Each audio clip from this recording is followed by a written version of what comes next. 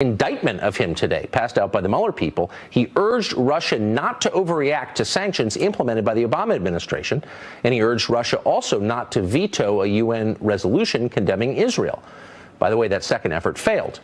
Now, you can debate whether it was a good idea or not for the Trump transition team to contact foreign representatives before formally taking power.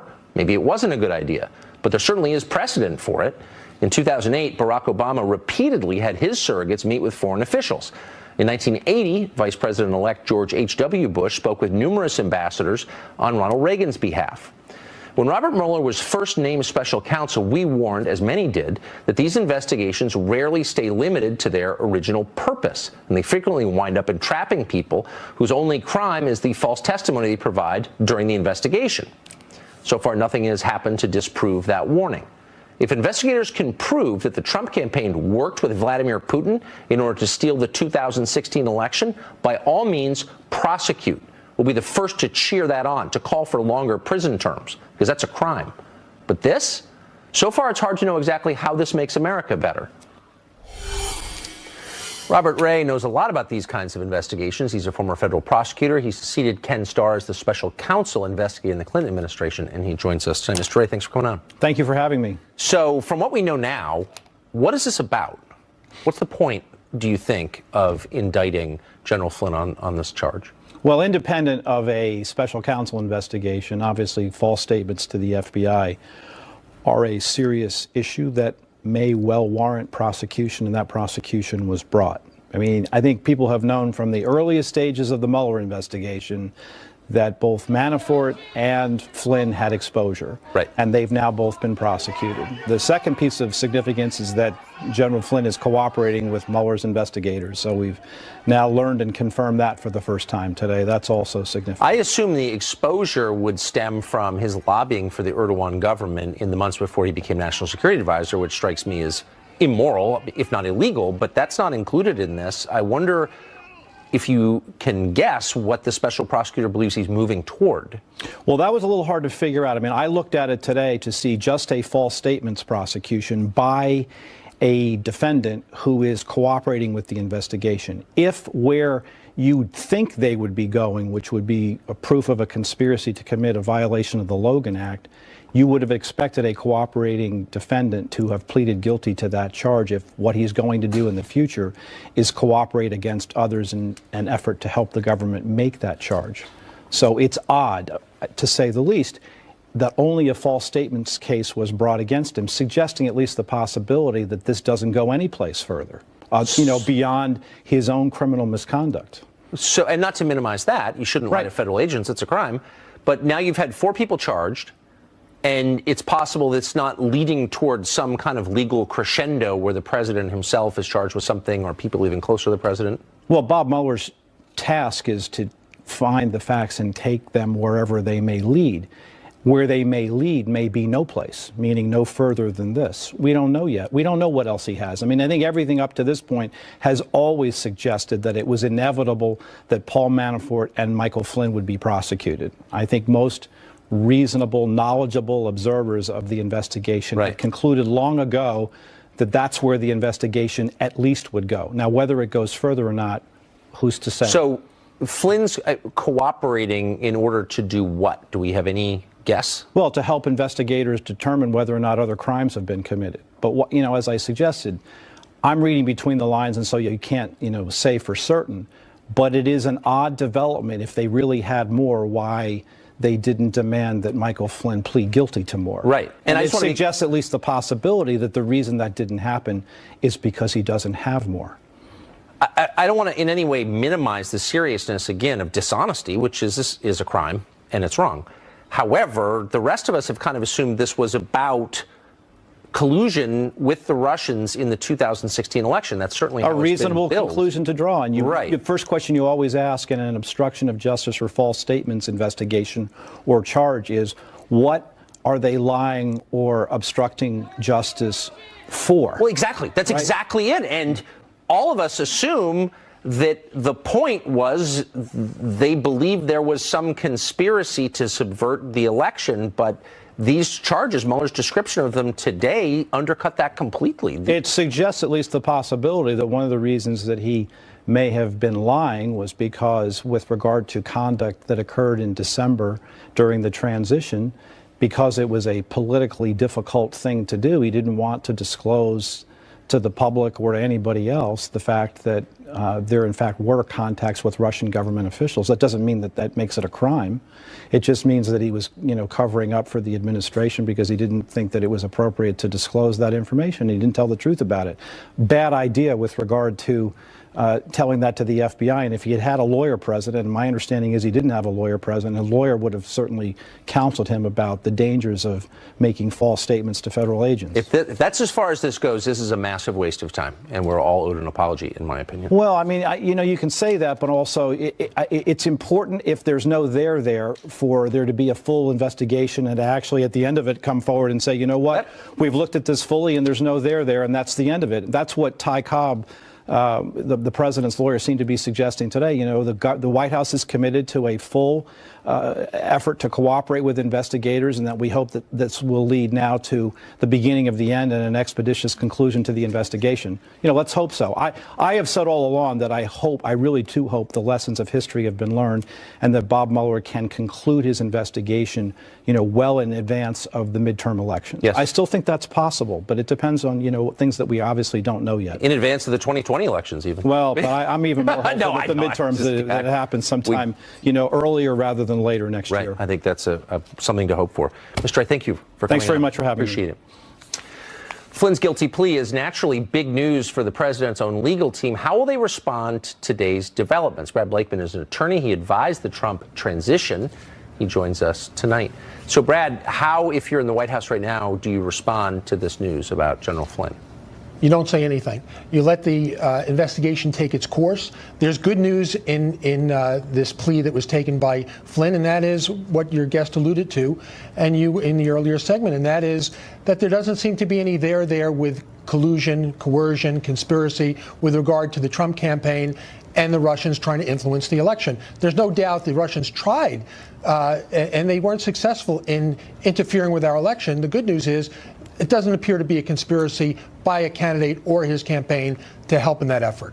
Flynn, clearly a bad hiring decision to bring on General Flynn, who again was lobbying for the Turkish government at the time. But do you think within the White House they have any idea where this is going or what the point of the investigation is at this point? I don't think they know, but certainly Flynn was given a very good deal based on the information that he had proffered to the FBI. The question is who's next in the sights of the investigation. But, if you follow it to its logical conclusion, I don't believe this is about collusion or conspiracy with the Russians now. I think it's about lying. Yeah. Did the people who talked to the FBI lie about their involvement? You may think you're doing something wrong when in fact you're not. And certainly there was nothing improper with Flynn or anybody else as President-elect's transition team to reach out to other countries. What's so striking about the description of these charges released by the Mueller people today is how many private conversations are described in detail. Conversations between General Flynn and Ambassador Kislyak, other Russian officials unnamed, a number of unnamed transition officials. It suggests to me that all of this was surveilled by federal investigators. Do you think that's where the description came from, or do you think people at the White House have described these conversations to the Mueller people? And how paranoid would you be if you realize that every phone conversation you had was being listened to by the U.S. government, which apparently is what seems like what's going on? Well, you have to understand that when you as an American citizen are talking to a foreign agent, whether it's the ambassador or charge or whoever it may be, whether they're in this country or outside the country, that you would suspect that those calls, especially with adversarial governments, would be surveilled. Right. So wouldn't you be on guard to that, especially if you're Flynn and you've been in the intelligence community and you've headed an agency? You would think that our government was on the ball. You certainly had privy to the information when you were doing it. So there's no doubt that the FBI has chapter and verse on conversations that were had. So it makes it very easy for them to corroborate or to catch somebody telling something that's not true. No, I mean, you make a fair point. I mean, you ran an intel agency, but you speak freely to Kislyak, not knowing it's being recorded, and then you speak to the FBI without a lawyer. It's not very bright at all. But there are also a number of conversations described in some detail in this document between Flynn and people on the transition team, American citizens. Do you think those conversations were surveilled, or do you think those transition officials spoke to investigators? Well, I would hope that it was testimony that was given to investigators and not surveilled, because in order for that to happen, there would have had to have been a warrant. And I would be very interested into how that warrant was made. Was it on information that was corroborated? Was on hearsay? These are things that would be very troubling if, in fact, Americans were being surveilled by law enforcement. Yeah, well, they are being. Brad, thank you very much. I appreciate it. The Attorney General of the United States, Jeff Sessions, joins us next for an exclusive interview. Stay tuned.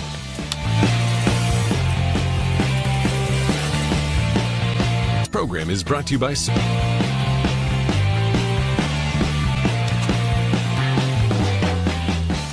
We've had a day to process the details as they've emerged, but the acquittal of Kate Steinle's killer in San Francisco grows only more inexplicable.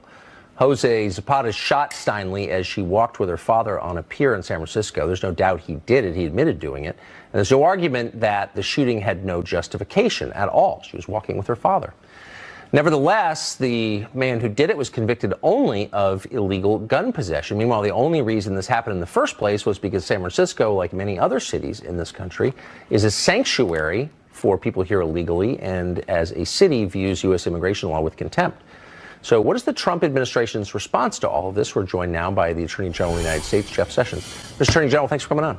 Thank you, Tucker. So before I ask you about Kate Steinle, I feel duty-bound to ask you at least one question about the charges we saw today filed against General Flynn. I know you've recused yourself from the investigation, but you were part of the transition team, during which time he was working, in effect, for the Erdogan government as a lobbyist. He hasn't been charged related to that, but it's striking. And my simple question is, did anyone know that he was taking money from a foreign government to forward their aims in the United States?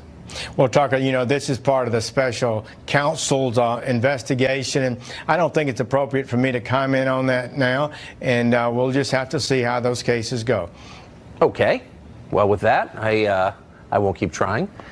So to the Kate Steinle thing, what's your initial reaction? What was last night your initial reaction to the not guilty verdict on the Well, murder? it was such a sad event. I gotten to know Mr. Steinle and the son and talked to Mrs. Steinle on the anniversary of that death a few months ago. So it's a personal thing with me. I would just say that it's one of the most tragic stories that anyone could have, and to be holding your daughter in your arms like that. But the fundamental question we've got to deal with, and it's time for this country to get its head on straight. These cities should not be protecting criminal aliens, people who come into the country unlawfully, then they commit another crime, and then they hide that individual and don't let them, as they did with Zapata, be turned over to the ICE officers so they can be properly deported. So the killer, and he is the killer, is now being deported? That will be his ultimate fate. We are confident, and we are going to do everything possible to ensure that happens, although there are some potential other charges that could be brought against him. And before being deported and released, we think he should face every charge that is proper to be brought against him. And you can be sure our Department of Justice is working right now to bring any charges that are appropriate. One warrant has been released on him because he has violated his terms of release in his prior federal conviction for returning to the country unlawfully. So he's got one warrant we know that's already outstanding that would hold him for more prison time. So he was able to shoot and kill Kate Steinle because officials in San Francisco released him from jail despite Justice Department requests to hold him for deportation. So that there's a clear connection between the sanctuary city policy in San Francisco and the murder of this young woman. And yet those policies are still in place in San Francisco and in an increasing number of cities around the country. And the federal government seems impotent in the face of that, doesn't seem to be able to do anything about it. Why? It is a very frustrating situation right now. I would just say the federal government had this individual, was holding him and going to deport him, but San Francisco put a detainer on him, basically, and we turned him over to complete the sentence there, and they refused to turn him back over to us, released him into the city, and that's how this happened. So the federal government and President Trump is crystal clear. We are doing doing everything possible to get these cities to reverse these policies. We do not believe they should receive any money that they are not lawfully entitled to under the grant procedures of this country, and we're going to work hard on that. We're facing incredible legal obstacles at this moment, but we're confident, and we will continue to fight on appeal. We're confident the Supreme Court, if not the lower courts, will rule eventually in our favor. But right now, you get a nationwide injunction. You file one of these lawsuits before a favorable judge, one of 600 in the country. You pick a judge, you file the lawsuit, and then they issue a nationwide injunction stopping the entire federal government for enforcing its laws. And I'm really, we've got to fight this, and we will. I mean, there's precedent for this going back 50 years and more, where various cities in the South ignored federal law and were made to obey it because it's federal law. So if you can ignore immigration law with basically impunity and get one of the 600 federal judges you mentioned to ratify your decision, then why is any federal law enforceable? Well, it's just amazing to me why any city would not want to rid itself of criminals who are also in the country illegally. Why would they want to maintain them in this country when they're committing additional crimes against the peace and dignity of the city? So I think we need to keep the pressure on them. I urge them to reverse these policies, and we will withhold any monies that we can lawfully withhold from them. So that's my question, though. I mean, you all have been saying that. Even there were some Democratic politicians 2 years ago when Kate Steinle was murdered who said the same thing, and nothing has changed, and they've become even more flamboyant in their defiance of federal law. And so is there nothing that the feds can do unilaterally to try and bring them into compliance with federal law? We are seeking expedited review on appeal. We expect to win these cases, and we expect that these cities and jurisdictions will lose federal dollars as a result of it. Congress could help us. We've got good legislation that passed the House, the Kate Steinle bill that increases punishments, and we have a sanctuary cities bill that would help us a great deal. They're being stalled in the Senate, but Congress really needs to pass some legislation. That would be a tremendous benefit to us. So why, I mean, you're uniquely positioned to answer this question since you spent decades in the Senate. On what grounds are they being stalled in the Senate? Who would stop a bill designed to prevent crimes like this, and why would that person do so? It seems like to me it wouldn't take 5 minutes to pass the Kate Steinle bill that passed out of the House with a good vote. It shouldn't take any time to pass additional legislation that would provide greater incentive and greater pressure on cities who are failing to cooperate with the federal government in basic immigration law. So, yes, I don't see any basis for not moving this, and would love to see them move it. They've got the tax bill right now, but as soon as possible, I'd like to see this legislation be advanced in the Senate. You'd think lawmakers would care when the laws they make are ignored, but I guess not. But Mr. Attorney General, thank you for joining us. Thank you, Tucker. The only reason this man was able to murder Kate Steinle, of course, was because San Francisco was protecting him from deportation despite 5 prior deportations and 7 felony convictions. Ryan Eller is Executive Director at Define American, and he joins us now. Mr. Eller, thanks a lot for coming on. Yeah, thanks for having me, Tucker. So what's the lesson of this? You know, this is a real tragedy, and I can tell you as a person of faith, we mourn the loss of everybody who dies at the hands of violence, and I hope the whole nation continues to pray, as I think Attorney General just said he was, for the family of, you know, Kate Steinle. I think there's a lot of lessons to be learned from this. I think it's a legitimate conversation to have about our criminal justice system. I think where we start getting into really troubled waters is when we, you know, talk more about sanctuary cities and relationships between local governments and federal governments, and somehow make this more about immigrants and immigration as opposed to this really tragic and unfortunate case. Well, I mean, but this case was specifically about immigration. This was someone who'd been deported from the country 5 times rather, but convicted 7 times of felonies, who shouldn't have been here, and was only on the street because the city ignored the federal law and the request from the Obama administration's Justice Department, by the way, to hold him. And so, I mean, it actually wouldn't have happened with different immigration policies. So you don't think that's fair to draw those connections? Well, here's what I do know. I'm a follower of Scripture, and in Leviticus it says, treat the immigrant as a citizen among you. And if the Attorney General wants to bring charges and follow the letter of the law, it seems to me that this person has, had due process and gone to court, and a jury has made some decisions in this case. Wait, just to be clear, are you suggesting that the federal government ought to abide by the laws spelled out in Leviticus? No, I'm suggesting that the federal government would like to treat this person according to the laws within our land. That would be fair, and I think that that's what we expect within our justice system. What I would also suggest, though, regarding your point on sanctuary cities, is that all of the empirical research says that cities with sanctuary policies are actually safer. Actually, I don't know. The empirical evidence does not say that, and I know that this isn't your area, so I won't attack you for it. But in fact, that's wrong.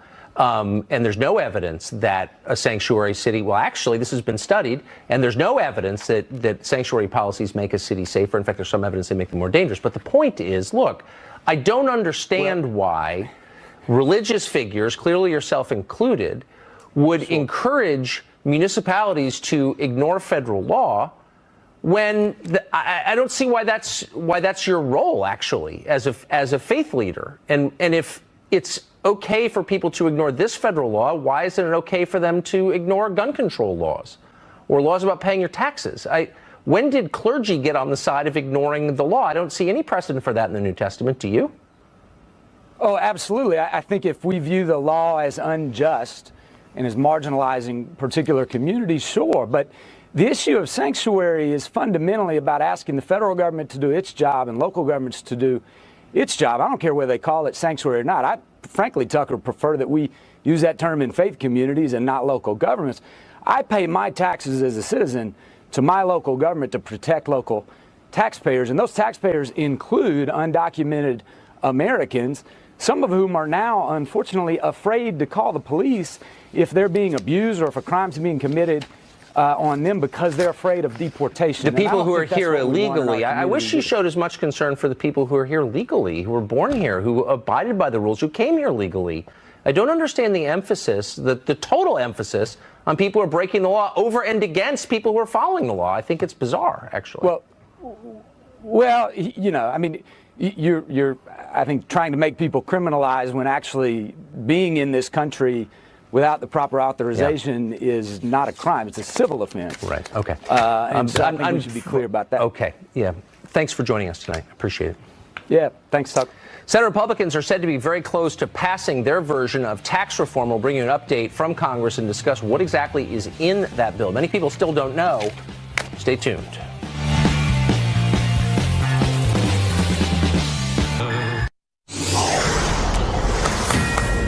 This is a Fox News alert. Senate Republican leaders say they are on the very brink of passing a major tax reform bill. Fox Chief National Correspondent Ed Henry has been following it from the beginning and joins us with the latest developments. Ed, what's up? Tucker, great to see you. The Mike Flynn guilty plea overshadowed a bit what is a huge day for the president. He's on the verge of a dramatic victory, delivering on that big, beautiful tax cut he's been promising. Breaking late today, Republican Bob Corker, who, like John McCain, has been basically feuding with the president, announced he's voting no on the tax cut because of concerns it will add too much to the national debt. But in the end, his opposition might not matter much because other Republicans on the fence, like McCain, Susan Collins, came on board, giving Mitch McConnell what is expected to be a much-needed victory after that big failure on repealing and replacing Obamacare. The president has already been touting a stock market that has been on fire until today's news about Flynn. The Dow yesterday seeing its 63rd record close this year, and it could be roaring again after some of these changes. On the corporate side, you'll see the corporate tax rate dropping from 35% down to about 20%. They're expanding write-offs allowed for companies that are buying new equipment. And on the personal side, despite Democratic claims that this helps very few people, the Joint Committee on Taxation says 60% of U.S. households will get a tax cut. 8% will pay more. And despite all the charges, this will only help the rich. That same committee found that for families making between $50,000 to $75,000 per year, 80% get a tax cut of $100 or more. Now, a lot of last-minute changes to get enough Republicans on board. Democrats furious that literally some of these changes are being handwritten into the text of the bill, so they're still working it out. The vote they were hoping to have tonight in the Senate may be sliding until tomorrow, a rare Saturday session. But the bottom line is Mitch McConnell has suggested they have the votes to give the president a victory on this, Tucker. Ed Henry, thanks for that. Good to see you. One notable part of this tax plan is that it will eliminate the tax deduction that currently exists for interests on student loans. Sal Mastro was the national youth spokesman for the Trump campaign. He says deleting this deduction could be devastating to an entire generation. He joins us to explain. So, Sal, thanks a lot for coming on. Thanks for having me. I don't think most people are aware of this. So give us an explanation of what this is. So I wasn't aware of it till a couple of days ago, and I was all for this tax bill. And let me preface this by saying I support the president 100%. I always have, always will. I think he's done a great job so far, and I think this tax bill hits a bunch of high notes that will bring a lot of wealth, jobs, and innovation back to the country. But when looking at bringing all that innovation back and looking at the next great American workforce, we have to look at millennials who have been devastated by the Great Recession and by Obama's weak, anemic recovery. And so having these student loan interest deductions helps them a lot. So right now, about 25% of student loan borrowers are currently in default, deferment, or forbearance. That's over $300 billion of the $1.4 trillion in outstanding student loan debt. Now, right now, the Consumer Financial Protection Bureau, the Department of the Treasury, and the Federal Reserve have all warned in statements and testimony that the current student loan debt in this country at $1.4 trillion is as dangerous to the economy as the housing bubble was in 2007. I think that's right. Yes. Yep. And so we desperately need to keep this in there, and I urge House Republicans and the president to make sure that this is in there before it gets back, because not only will this be devastating to my generation when it comes to their future economically and reaching milestones like buying a house and cars and getting married, having kids, it's bad for Republicans politically. I mean, look at Bernie Sanders, Elizabeth Warren, Kamala Harris, these socialist Democrats. They're going out there and they're talking about how bad this is for the middle class, which is mostly young people and their families. And so going out and saying, look, the Republicans gave a 15% tax break to these evil corporations making billions and billions of dollars, but they took away your student loan deductions. It's not good either way. And, evil may be a little strong, but some of those corporations are not in sync at all with the Republican values or conservative values at all. But here's my question. That's their talking point. To some extent, they're not far off from a conservative perspective. A lot of these corporations are deeply hostile to traditional understanding of conservatism, for sure. But isn't it kind of beyond dispute that one of the reasons young people, or the poorest group of Americans, aren't getting married, aren't buying vehicles, aren't buying homes, aren't launching out of their own parents' homes in a lot of cases, is the weight of student loan debt?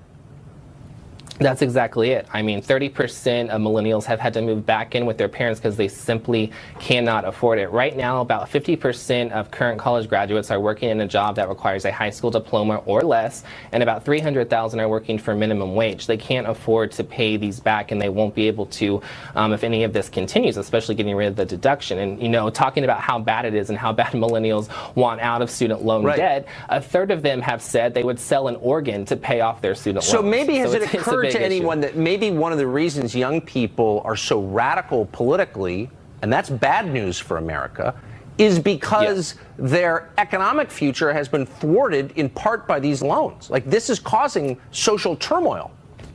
Exactly. And don't get me wrong, we definitely need higher education reform in this country ASAP. And that includes dealing how student loans are given out, qualifications for them, et cetera. And so when you look at that and you look at how bad the recession was for millennials and how they haven't really been able to recover, and how the notion that was all brought about by Republicans and ideals and conservative values and capitalism, you get this equation. I mean, right now, the new poll out of the Communist Memorial Fund found that 44% of millennials would rather live in a socialist society than a capitalist one. And so we have a lot to go on. It's terrifying, and this is one of the reasons why I think. Sal, thank you for bringing this to our attention. And we can't leave it out.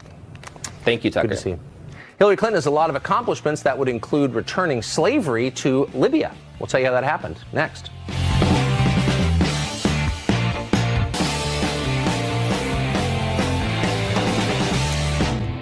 6 years ago, U.S. intervention under the Clinton administration, Obama administration rather, helped topple Libyan leader Muammar Gaddafi from power. As Secretary of State, Hillary Clinton helped push for that intervention. And then this happened. That is the land of unconfirmed reports. Yes, we came, we saw, he died. Did it have anything to do with your visit? No, I'm sure it did. Here she is bragging about toppling the government of Libya.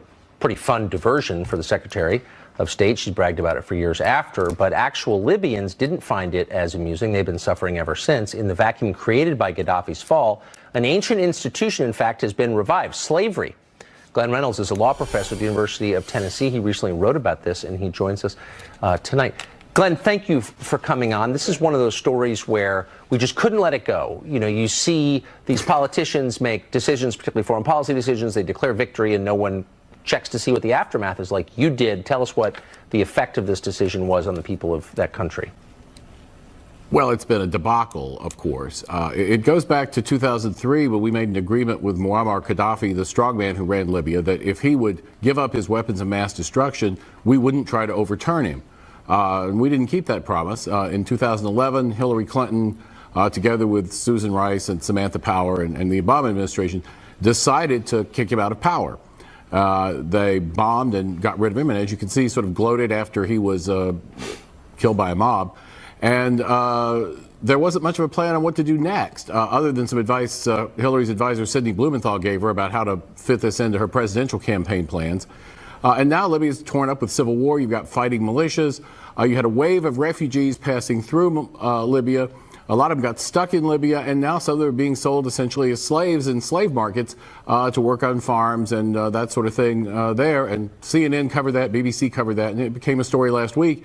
And I saw it, and I thought, you know, this is a real mess. I mean, we heard about this, we knew it was bad, but years later, Hillary's sort of gotten off scot-free on this. People don't bring it up, and yet this is a royal debacle. Of course it is. And Susan Rice and Samantha Power never hold to account for this. But I wonder what effect it has on the countries in the region around the world. I mean, next time we go to a leader, a strongman somewhere, and say, look, you know, disarm and we'll reward you, why would anybody ever follow those instructions again? Oh, we're ruined for a generation with this. I mean, right now, you know, we'd like Kim Jong-un to give up his nukes, right, and he probably wouldn't anyway, but we certainly can't make him any promises he'd believe, because who would? That's an excellent point. Has there been any soul-searching on the part of the people who did this? They wrecked an entire country and threw the whole region into chaos. Has anyone apologized or said, you know, maybe we've learned something from this? You know, not really. During the 2016 campaign, in one of the early primary debates when Senator James Webb was still running, he raised the issue with Hillary, and she just sort of blew it off and said, oh, no, it was a big success. I've certainly never heard Samantha Power, who was pushing this as part of an effort to establish a doctrine of international law called responsibility to protect as a justification for intervention. Never heard her say, oh, gee, we kind of blew that. Although you notice that responsibility to protect didn't get brought up again after this. Of course not. Now that they're selling slaves in the market. One of the least impressive people ever to serve at a high level of government. Professor, thank you for bringing this to the attention of our viewers. Worth it. Thank you. Well, advances in artificial intelligence and robotics are causing the automation of more and more jobs, many jobs.